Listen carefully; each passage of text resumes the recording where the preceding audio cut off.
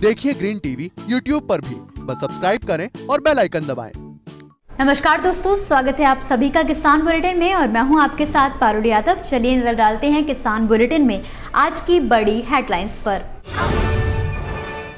अब खेतों में ही मिलेगा कृषि समस्याओं का समाधान, गांव-गांव लगाया जाएगा फार्म स्कूल। बासमती धान के निर्यात में बाधा बने 10 कीटनाशक, पंजाब सरकार लगाने जा रही है बैन। कृषि वैज्ञानिकों ने विकसित की मक्का की 3 नई किस्में, स्वास्थ्य के लिए हैं बेहद लाभकारी।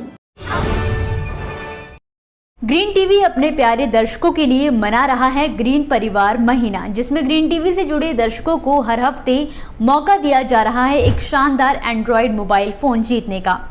इसके लिए ग्रीन टीवी के वीडियोस को ज्यादा से ज्यादा शेयर और लाइक करने वाले किसानों और दर्शकों को सिर्फ अपने द्वारा शेयर और लाइक किए गए वीडियोस का स्क्रीनशॉट लेकर हमें व्हाट्सएप नंबर पर भेजना है।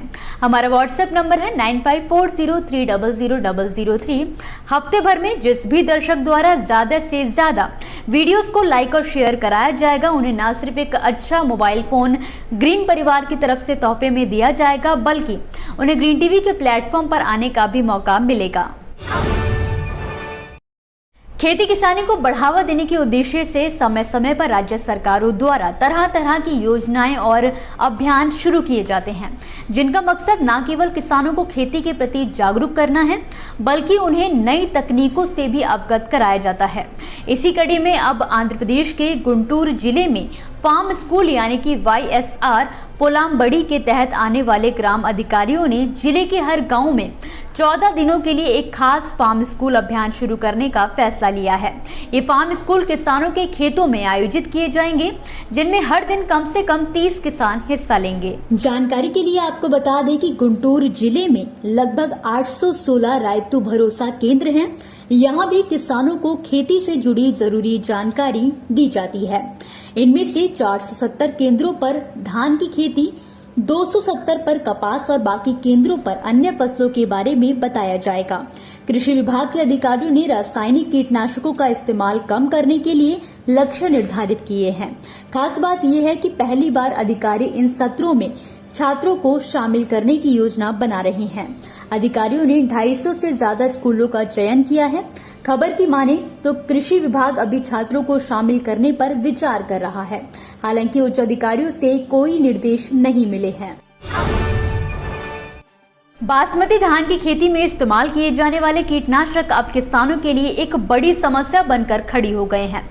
दरअसल ये कीटनाशक बासमती चावल के निर्यात में रोड़ा बनकर सामने आ रहे हैं। ऐसे में पंजाब सरकार प्रदेश में इन कीटनाशकों के इस्तेमाल पर बैन लगाने की तैयारी कर रही है। दरअसल पिछले कुछ सालों से बासमती चावल के एक्सपोर्ट में कमी आ रही है। केंद्र सरकार की एक रिपोर्ट के मुताबिक वर्ष 2018 से 19 में 32,804 करोड़ रुपए का बासमती चावल निर्यात हुआ था, जबकि 2021 से 22 में घटकर सिर्फ 26,861 करोड़ रुपए ही रह गया। इसके पीछे मुख्य वजह कीटनाशकों को बताया जा रहा है और माना जा रहा है कि बासमती धान में कीटनाशकों का इस्तेमाल अधिकतम अवशेष स्तर से ज्यादा हो रहा है, जिसकी वजह से कई देशों में इसे नापसंद किया जा रहा है। इसी बात को ध्यान में रखते हुए पंजाब सरकार सभी पक्षों से बातचीत करने के लिए 14 जुलाई को एक अहम बैठक करने जा रही है, जिसमें कुल 10 कीटनाशकों के इस्तेमाल पर बैन लगाने को लेकर चर्चा की जाएगी।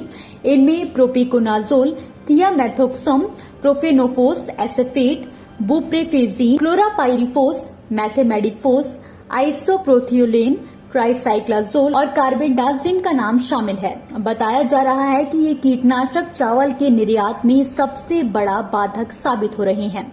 जाहिर है कि कीटनाशक अधिनियम 1968 के तहत किसी भी एग्रोकेमिकल पर पूरी तरह से प्रतिबंध लगाने का अधिकार सिर्फ केंद्र के पास है।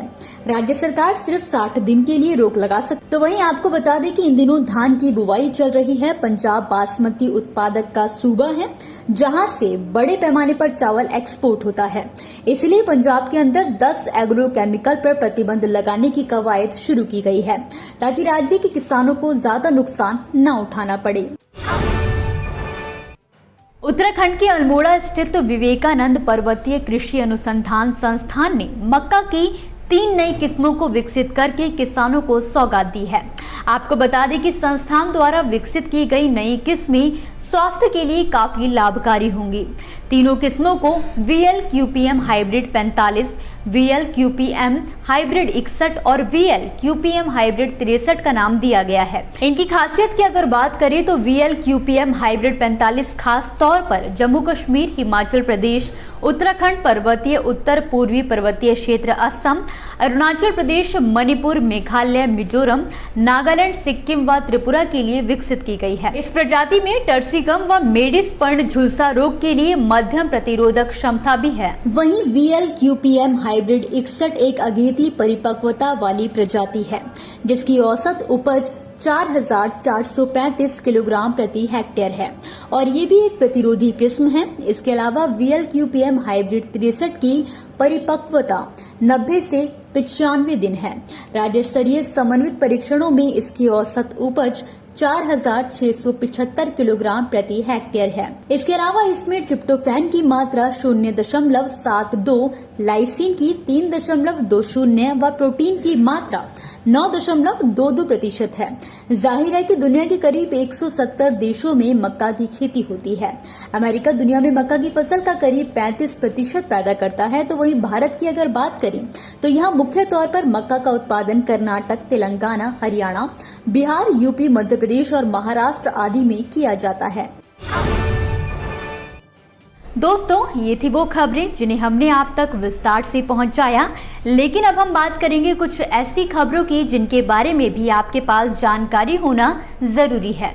तो चलिए फटाफट से नजर डालते हैं खेती किसानी और कृषि क्षेत्र से जुड़ी आज की छोटी बड़ी अपडेट्स पर।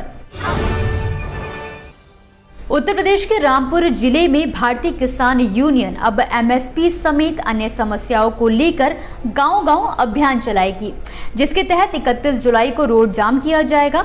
इस दौरान जरूरी सेवाएं बाधित नहीं की जाएंगी। संयुक्त किसान मोर्चा ने फैसला लिया है कि 18 से 30 जुलाई तक MSP गारंटी कानून बनाए जाने, स्वामीनाथन आयोग की रिपोर्ट लागू कराने, आंदोलन के दौरान किसानों पर दर्ज मुकदमे वापस लेने समेत कई समस्याओं को लेकर गांव-गांव आंदोलन चलाया जाएगा। हिमाचल प्रदेश के 5 लाख और किसानों को किसान क्रेडिट कार्ड के दायरे में लाया जाएगा। आपको बता दें कि वर्तमान में KCC के तहत प्रदेश के 4.36 लाख किसानों को कवर किया जा चुका है। ऐसे में राज्य सचिवालय में मुख्य सचिव राम सुभग सिंह और नाबार्ड के अध्यक्ष डॉक्टर GR चिंताला के साथ हुई बैठक में और 5 लाख किसानों को KCC का लाभ दिलाने का फैसला लिया गया है। उत्तर प्रदेश के लखीमपुर खीरी में राष्ट्रीय किसान शक्ति संगठन के प्रदेश अध्यक्ष पटेल श्री कृष्ण वर्मा ने हाल ही में कहा है कि बजाज हिंदुस्तान शुगर लिमिटेड की प्रदेश में स्थित 14 चीनी मिलों की परिसंपत्तियां बैंकों के पास गिरवी हैं। बैंकों ने कंपनी के ऋण खाते NPA कर दिए हैं, जिससे गन्ना किसानों का भुगतान अधर में लटक गया है। इसलिए उनका संगठन 15 जुलाई को गोला में बड़ा आंदोलन करेगा।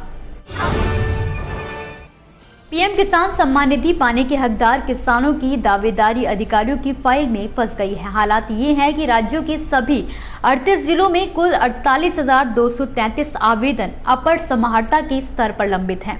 इनमें हजारों आवेदन 2-2 साल और उससे अधिक समय से लंबित हैं। राज्य सरकार ने जब समीक्षा की तो पता चला कि प्रदेश के हजारों किसानों के आवेदन का सत्यापन 2-2 सालों से लटका हुआ है और तो और किसानों द्वारा इसकी शिकायत के बावजूद भी कोई कदम नहीं उठाया गया। उत्तर प्रदेश के बिजनौर जिले में एक किसान ने बैंक कर्मियों के दबाव से परेशान आकर हाल ही में जहर खाकर खुदकुशी कर ली। आपको बता दें कि किसान ने बैंक से 12 साल पहले 4.5 लाख रुपए का लोन लिया था, जिसके कारण बैंक वाले अब लगातार लोन चुकाने के लिए किसान पर दबाव बना रहे थे। जहां एक तरफ किसान बैंक के दबाव से परेशान था, तो वहीं किसान के भाई ने भी धोखे से जमीन अपनी पत्नी के नाम करा दी थी, जिसके चलते उसने जहर खाकर आत्महत्या कर ली। इसी के साथ आज के किसान बुलेटिन की बड़ी खबरों में फिलहाल के लिए बस इतना ही। आप मुझे दीजिए इजाजत और देखते रहिए ग्रीन टीवी। नमस्कार। देखिए ग्रीन टीवी YouTube पर भी, बस सब्सक्राइब करें और बेल आइकन दबाएं।